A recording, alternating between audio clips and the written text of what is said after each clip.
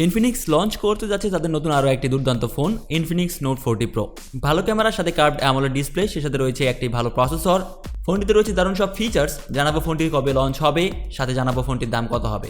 আলোচনা করবো ফোনটির ব্যাপারে খুঁটিনাটি সব কিছু। ফোনটির ব্যাপারে বিস্তারিত জানতে ভিডিওটি শেষ পর্যন্ত দেখতে থাকুন। তাহলে চলুন শুরু করি।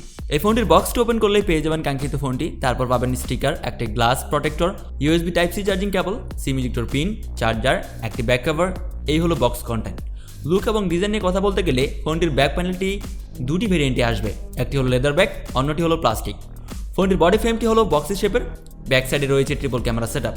ফোনটির থিকনেস হলো 7.8 মিলিমিটার এবং এর ওয়েট হলো 190 গ্রাম। সব কিছু মিলিয়ে ফোনটির ডিজাইন আমার কাছে বেশ ভালো লেগেছে, আশা করি আপনাদেরও ভালো লাগবে।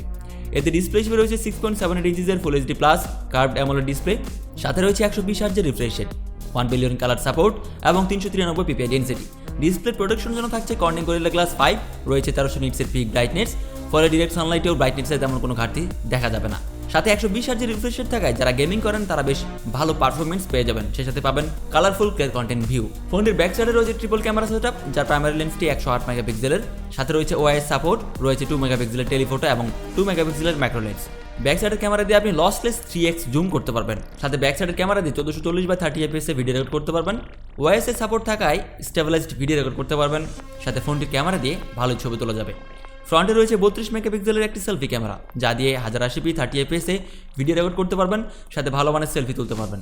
পারফরমেন্সের জন্য ফোনটিতে প্রসেসর হিসেবে দেওয়া হয়েছে MediaTek Helio G99, যার up to clock speed 2.2 GHz। ফোনটি মাল্টিটাস্কিং বেশ ভালো করতে পারবেন। সাথে পাবজি অথবা ফ্রি ফায়ারের মতো ভারী গেমগুলোও স্মুথলি খেলতে পারবেন। পারফরমেন্সের দিক থেকে এই ফোনটি আপনাকে কোনো অংশে নিরাশ করবে না। ফোনটিতে আউট অফ দ্য বক্স পেয়ে যাবেন Android 14, ব্যাক এন্ডে পাচ্ছেন XOS 14।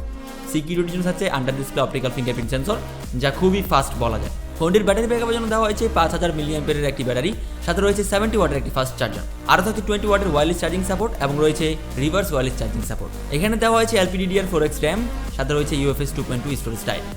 ফোনটি একটি র্যাম রোম ভেরিয়েন্টে লঞ্চ হয়েছে 8/256GB। এই ফোনটি বাংলাদেশে লঞ্চ হলে এর দাম হতে পারে 28 থেকে 30,000 টাকা। ধারণা করা যায় এপ্রিল মাসের শেষের দিকে এই ফোনটি লঞ্চ হবে।